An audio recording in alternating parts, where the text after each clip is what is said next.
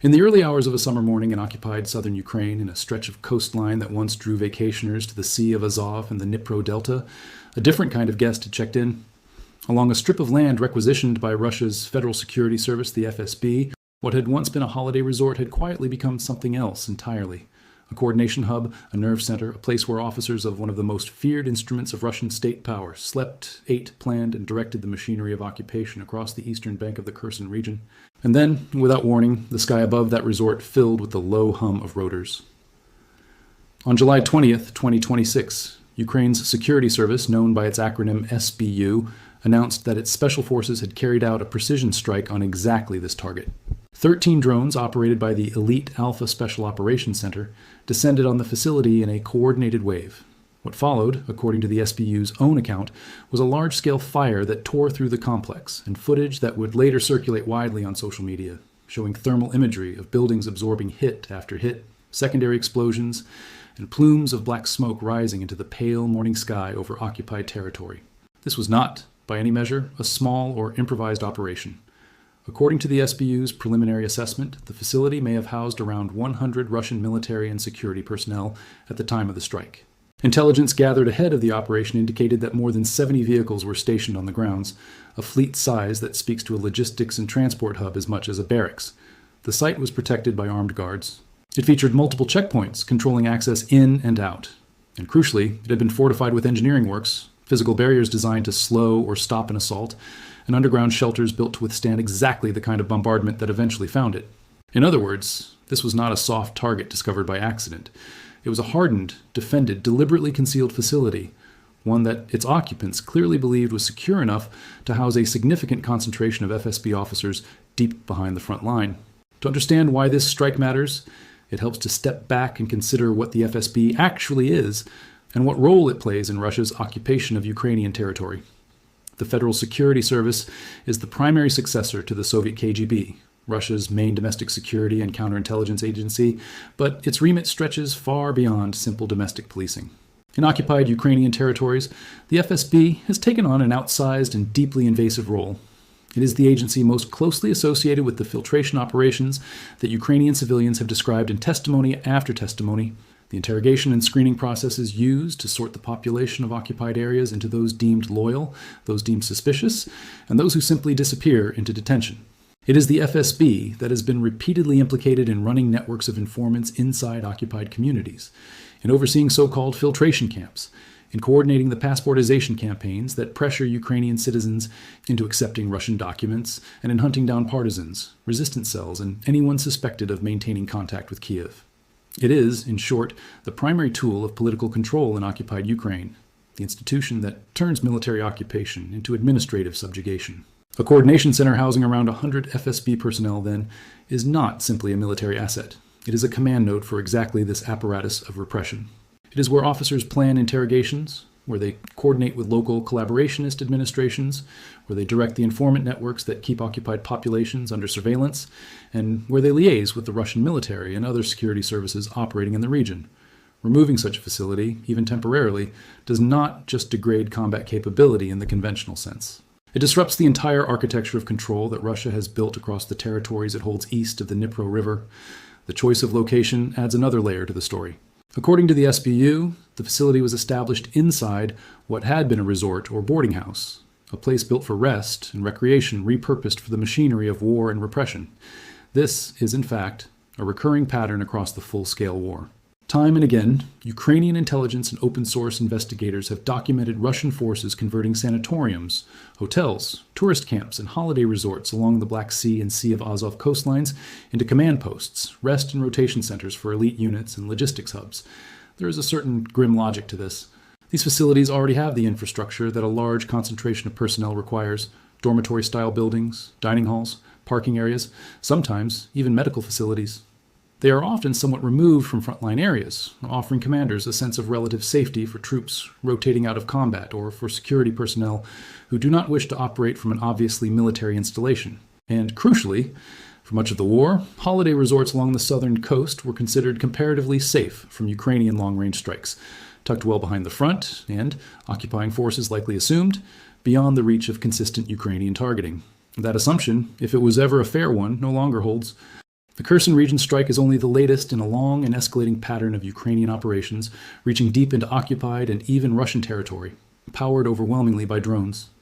It reflects a broader transformation in how this war is being fought, a transformation in which unmanned systems, cheap, plentiful, difficult to fully defend against, and capable of loitering, surveilling, and striking with precision, have become the primary instrument through which Ukraine projects power against targets that would otherwise be entirely out of reach of its conventional forces. Consider the scale of what 13 drones striking in a single coordinated operation actually represents. This is not a single reconnaissance drone dropping a small munition on an isolated vehicle.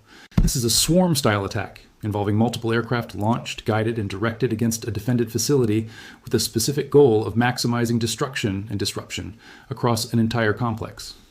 Coordinating 13 drones against one target requires meticulous planning, reconnaissance to establish the layout of the facility, identification of high-value points within it, such as command buildings, vehicle parks, and personnel quarters, timing to achieve the greatest element of surprise and the least opportunity for the facility's defenders to intercept incoming aircraft, and post-strike verification, likely achieved through the same drones or companion reconnaissance assets, to confirm the effect achieved. The SBU's own description of the aftermath, a large-scale fire consuming the site, suggests that the strike achieved a significant secondary effect. Whatever was hit did not simply take damage and stop. It burned, likely because fuel stores, vehicles, or ordnance at the site were involved. It's worth pausing on the defensive measures the SBU says it identified at the facility before the strike: armed guards, checkpoints, engineering barriers, and underground shelters. These are the hallmarks of a facility whose occupants understood they were a potential target and had taken real steps to protect themselves, at least against a ground assault or a conventional strike. Underground shelters in particular suggest an expectation of aerial bombardment, likely a lesson learned from the broader pattern of Ukrainian strikes against similar facilities elsewhere in occupied territory and inside Russia itself over the preceding years of war. And yet, none of these measures appear to have prevented the operation from achieving its objective. This is itself a data point in the ongoing story of how drone warfare is reshaping the calculus of rear area security. Physical fortifications, designed largely around the threat models of 20th century warfare, artillery airstrikes, ground assault, are proving only partially effective against a threat that can approach at low altitude, in numbers, guided in real time, and capable of selecting specific aim points within a defended perimeter. The operation was carried out specifically by the Alpha Special Operations Center, a unit within the SBU that traces its lineage back to Soviet-era Special Forces traditions, but has, over the course of Russia's full-scale invasion, been steadily built into one of the more capable and secretive instruments in Ukraine's expanding toolkit of unconventional and long-range operations.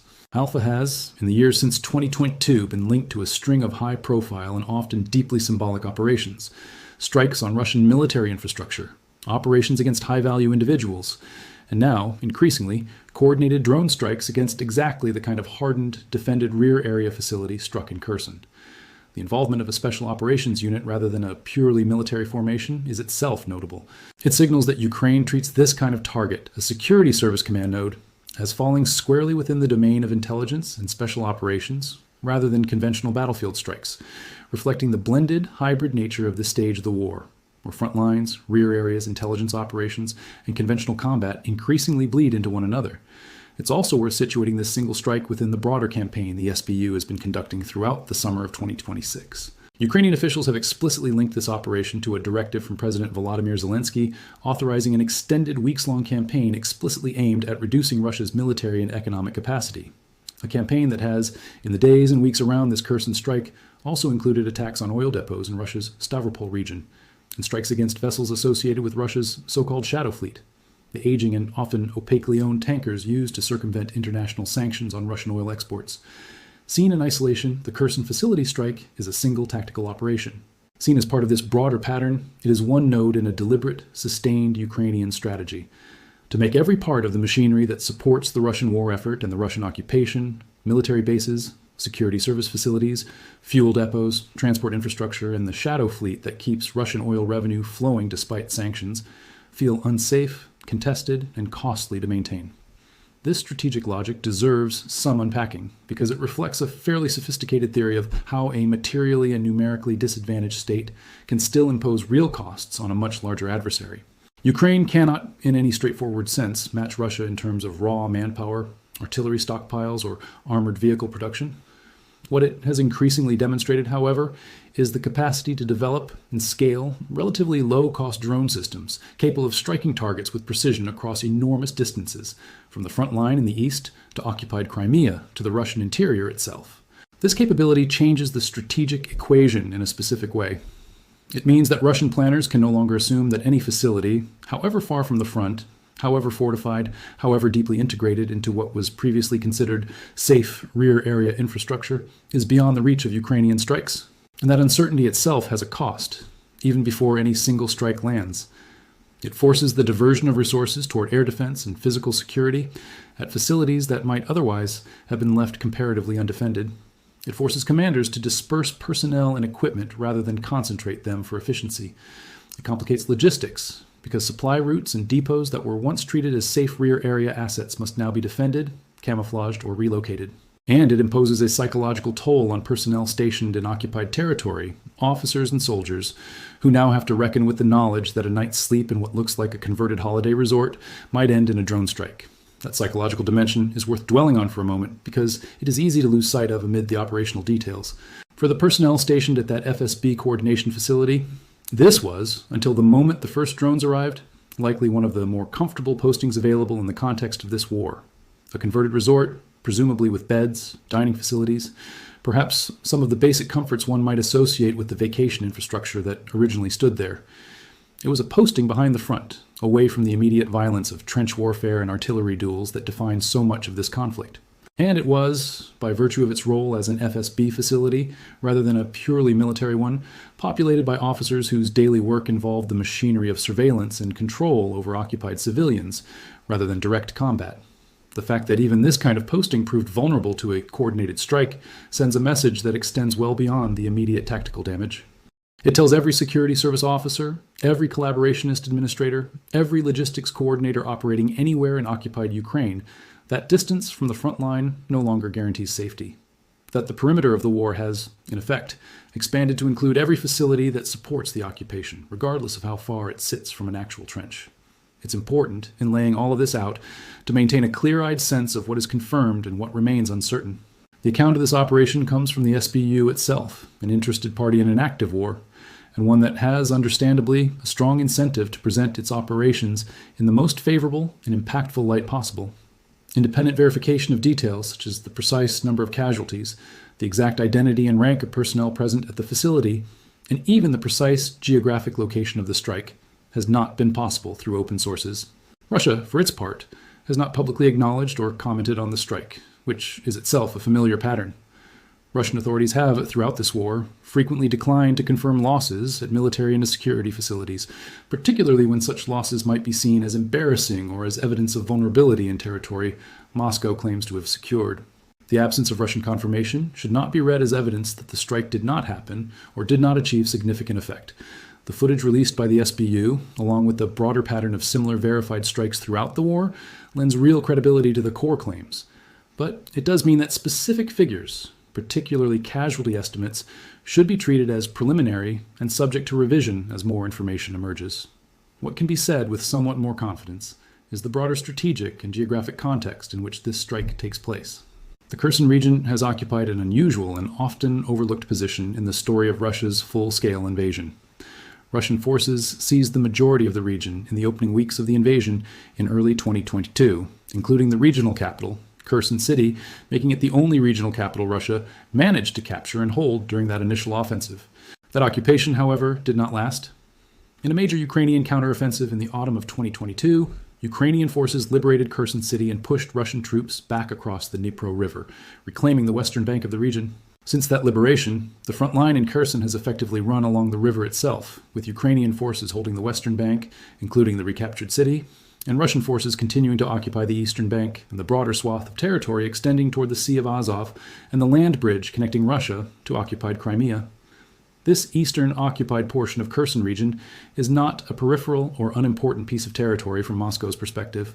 It forms a critical segment of what is often described as Russia's land corridor, the strip of occupied territory running along the Sea of Azov coast that physically connects Russia's internationally recognized territory through occupied Donetsk and Zaporizhzhia regions to the Crimean Peninsula, which Russia illegally annexed in 2014.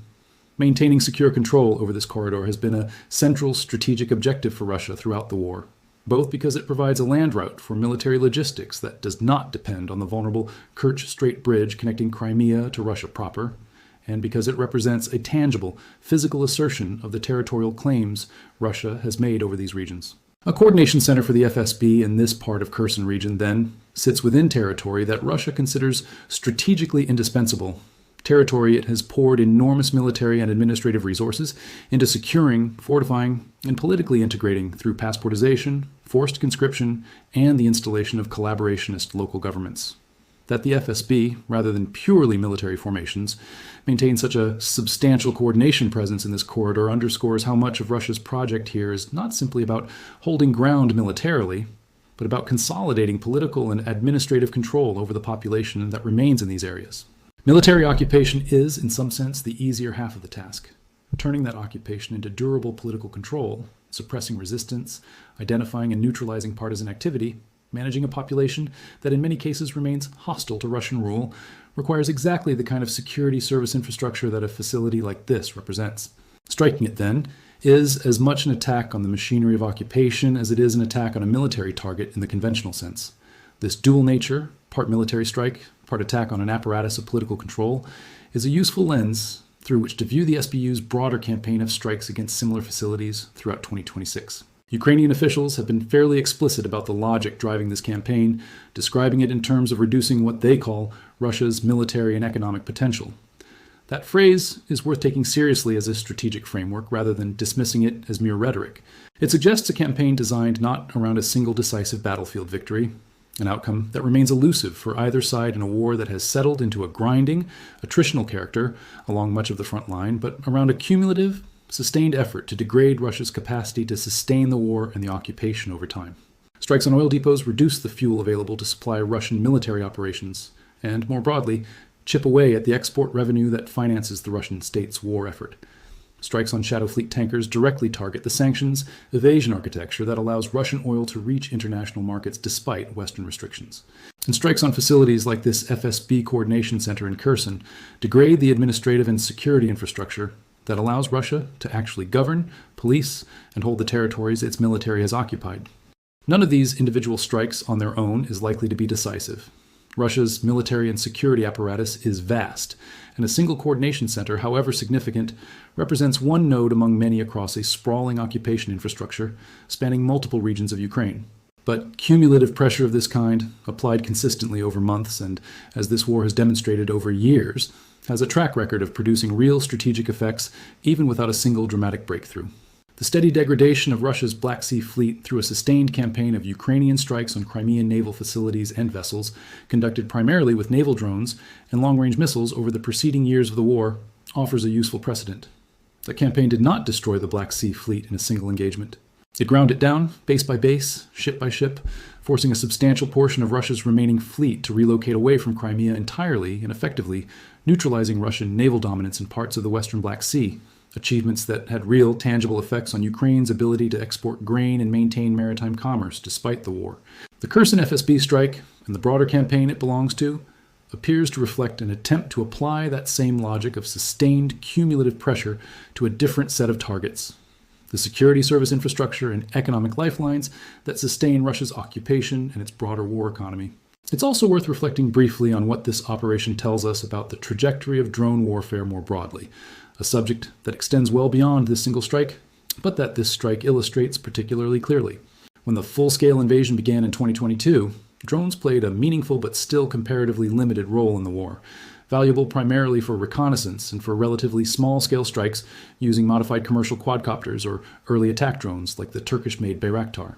Over the years since, both Ukraine and Russia have invested enormously in expanding drone production, diversifying drone types, from small first-person view attack drones capable of striking individual vehicles or soldiers, to longer-range strike drones capable of hitting targets hundreds or even thousands of kilometers away, to naval drones that have reshaped the balance of power in the Black Sea. This Kherson operation, involving 13 coordinated drones striking a single defended facility, represents a further evolution of this trend. The use of drones not as isolated weapons, striking individual targets, but as a coordinated strike package capable of achieving effects against a hardened, defended installation that would, in an earlier era of this war, have more likely required manned aircraft, artillery, or ground assault to neutralize. This shift has profound implications that extend well beyond the immediate tactical picture. It means that the calculus of what counts as a rear area, a zone of relative safety behind the front line where forces can rest, resupply, and operate without the constant threat of attack that defines the front itself, has fundamentally changed. In previous wars, and indeed in the early stages of this one, rear area security was largely a function of distance and air defense against manned aircraft and long-range missiles.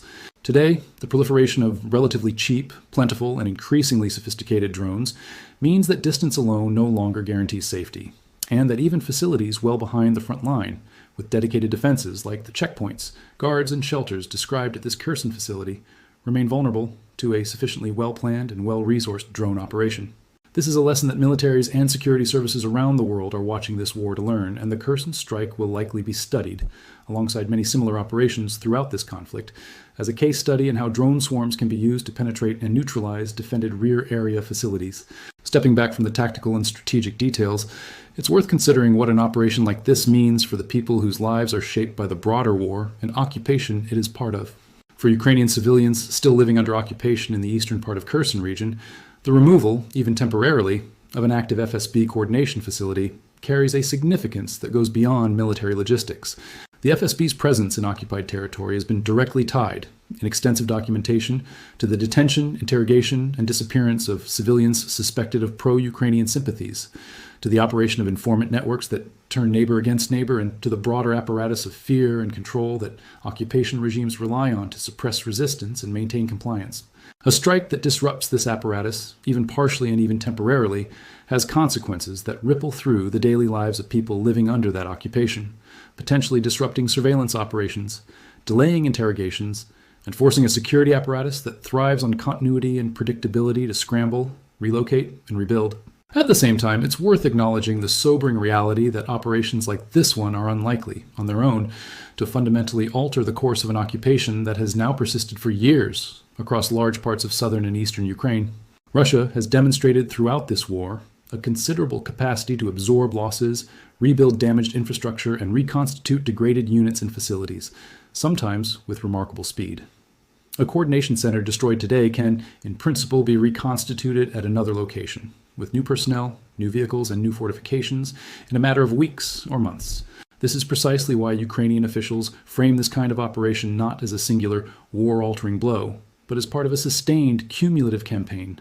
One strike among many, each imposing costs, each forcing adaptation, each adding to a mounting toll that, over time, constrains what Russia can sustain.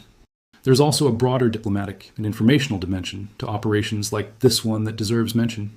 Strikes of this kind, particularly when accompanied by dramatic footage, such as the thermal imagery released by the SBU showing drones striking buildings and the resulting fires, serve multiple audiences simultaneously.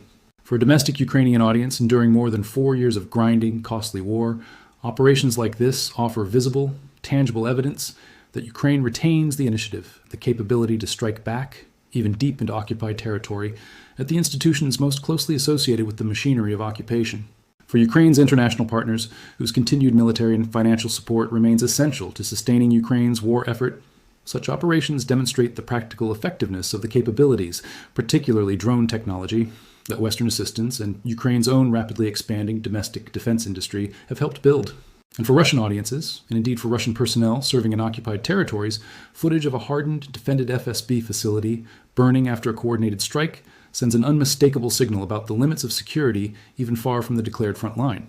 As with so much of this war, the full picture of what happened at this resort-turned-coordination center in occupied Kherson region will likely only become clear over time, as additional reporting, satellite imagery analysis by open-source researchers, and potentially eventual disclosures from Russian sources fill in details that remain uncertain in the immediate aftermath of the strike. What can be said with confidence, based on the SBU's own detailed account and the broader pattern of verified operations this war has produced, is that this was a significant, carefully planned operation against a hardened, defended target deep in occupied territory, that it reflects a broader and deliberate Ukrainian strategy of sustained pressure against the infrastructure, sustaining both Russia's military effort and its occupation of Ukrainian land, and that it stands as one more data point in the ongoing transformation of modern warfare, a transformation in which drones, once a peripheral tool of reconnaissance, have become a central instrument through which a materially outmatched state can still reach deep behind enemy lines and impose real, sustained costs on its adversary. It is also worth thinking about how an operation like this fits into the pattern of adaptation and counter-adaptation that has defined this war since its opening days. Every time Ukraine has developed a new capability or exploited a particular vulnerability, whether that has been long-range strikes on Crimean naval infrastructure, precision attacks on ammunition depots deep inside Russia, or coordinated drone operations against fortified rear area facilities like this one, Russian forces have eventually responded by dispersing assets, hardening defenses, investing in electronic warfare and counter-drone systems, and relocating sensitive facilities further from areas Ukraine can reliably reach. The presence of guards, checkpoints, engineering barriers, and underground shelters at this particular FSB facility is itself evidence of that adaptive process already underway. A facility built specifically with the expectation of exactly this kind of attack in mind.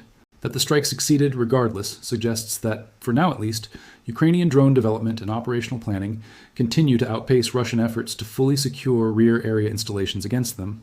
But this is unlikely to remain a static advantage. Russian forces will study this strike, as they have studied previous ones, and will adjust, relocating remaining coordination functions, dispersing personnel across multiple smaller sites rather than concentrating them in a single facility, investing further in counter-drone jamming and physical netting or camouflage, and potentially hardening underground shelters further.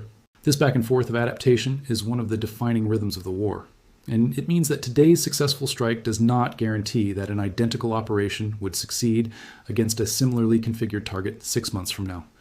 There is also a resource and economic dimension to this kind of strike worth considering.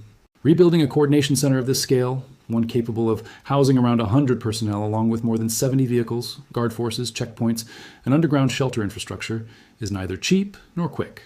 It requires construction materials, engineering expertise, security personnel who must be pulled from other duties, and time that translates directly into a gap in whatever coordination and control functions that facility had been providing across the wider FSB presence in occupied Kherson region. Even a temporary disruption of days or weeks in the coordination of security operations across that stretch of occupied territory can have knock-on effects. Delayed responses to partisan activity, gaps in the informant networks that rely on regular contact with handlers, and administrative backlogs in the processes, such as filtration screening and passportization, that depend on a functioning bureaucratic apparatus. None of this is glamorous or immediately visible in the way that footage of drones striking buildings is, but it is precisely this kind of grinding, cumulative disruption that Ukrainian officials appear to be aiming for when they describe this campaign in terms of reducing Russia's military and economic potential rather than achieving any single decisive breakthrough. It is worth returning finally to the broader question of what sustained campaigns like this one can realistically be expected to achieve over time, because that question sits at the heart of how this war is likely to continue evolving.